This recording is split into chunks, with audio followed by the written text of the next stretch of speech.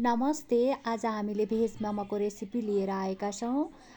पहिला भेज मोमोलाई चाहिने सामग्रीहरू हेर्न सक्नुहुन्छ। हामीले चाहिँ यो पिठोको डोप तयार गरेको छौँ। यतिको चाहिन्छ। सोयाबिन भिजाएर राख्नु र यसलाई मसिनो पारेर हामीले चाहिँ मिक्सरमै गरेको छौँ। हेर्न सक्नुहुन्छ यतिको। हामीले यहाँ बन्दाकोपीलाई पनि मसिनो पारेर काटेका छौँ। हामीले यहाँ गाजरको पनि यसरी बनाएर कोरेसोमा कोरेर यतिको तयारी गरेका छौँ। त्यसै गरी हामीले प्याजलाई पनि मसिना टुक्रामा तयारी पारेर राखेका छौँ। किमा र अचारको लागि हामीले धनियाँलाई पनि काटेर मसिनो पारेर राखेका छौँ। टमाटर पनि देख्न सक्नुहुन्छ मसिनो टुक्रा पारी अचारको लागि तयारी गरेर राखेका छौँ। अचारको लागि हामीले भटमास र तिललाई लिएका छौँ। तिल भुटेर भटमास भुटेर हामीले रेडी गरिसकेका छौँ। त्यसै गरी हामीले अचारको लागि कागती लिएका छौँ। रातो खुर्सानी पनि लिएका छौँ। जिरा लिएका छौँ। बेसार लिएका छौँ। अनि हामीले यो अदुवा लसुनको पेस्टलाई चाहिँ सजिलैसँग घुल्छ भनेर चाहिँ हामीले अलरेडी पेस्ट गरेर राखेका छौँ। अब देख्न सक्नुहुन्छ स्वाद अनुसारको नुन पनि हाल्नुहोला। त्यसै गरी किमाको लागि चाहिँ हामीले तेल यो घरमै पेलेको तोरीको शुद्ध तेल राखेका छौँ। अनि यो रहेछ हाम्रो चाहिँ जिरा र धनियाँको धुलो रहेको छ।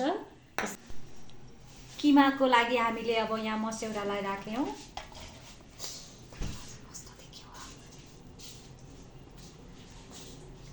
त्यसै गरी हामीले बन्दाकोपीलाई राख्यौँ।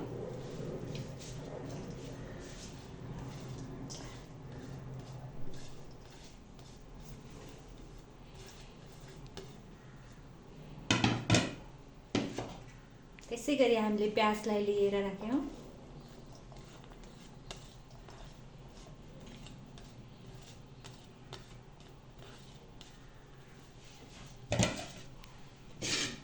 त्यसै गरी हामीले गाजरलाई राख्यौँ।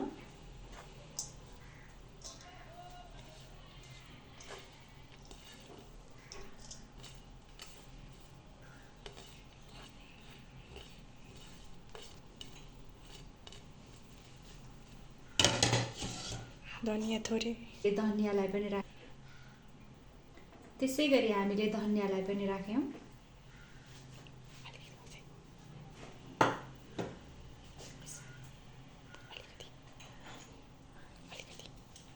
त्यसै गरी हामीले बेसारलाई पनि राख्यौँ।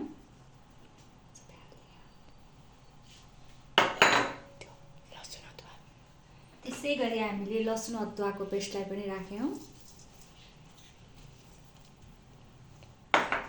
त्यसै गरी हामीले यो जिरा र धनियाँको धुलोलाई पनि राख्यौँ। मरिच पनि छ यसमा।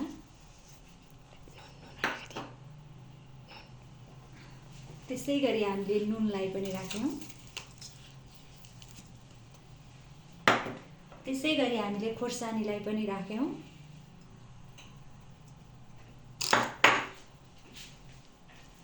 त्यसै गरी हामीले यो मसला मोमो मसलाको धुलोलाई पनि राख्दैछौँ।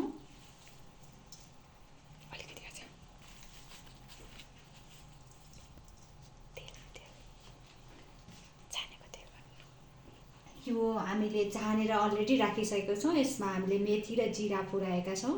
यसलाई पनि हामीले राख्यौँ। अब यसलाई हामी मजाले मिक्स गर्नेछौँ। किमा रेडी भयो।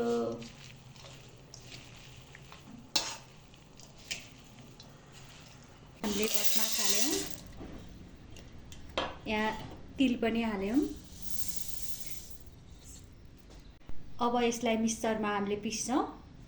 हामीले यहाँ तिल र भटमासको सोप पिसेर रेडी बनाइसकेका छौँ।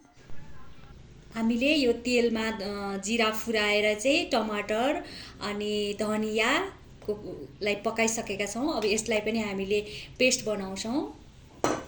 थोरै पानी राखिदिनु होला। अब हामी यसमा राख्दैछौँ खुर्सानीको धुलो।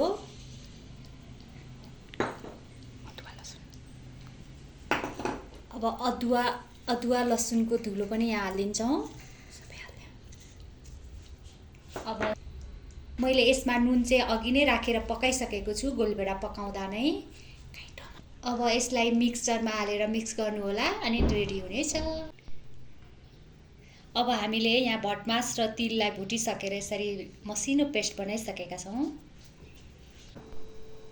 हाम्रो मोमोको अचार चाहिँ रेडी भइसकेको छ, देख्न सक्नुहुन्छ। हामीलाई चाहिँ झोल एकदमै मनपर्ने हुनाले चाहिँ हामीले अलिकति बढी पानी हालेर झोल बनाएको। हेर्न सक्नुहुन्छ हाम्रो यहाँ मोमो तयार भएको छ। यहाँसम्म भिडियो हेर्नुभएकोमा सबैलाई धन्यवाद छ।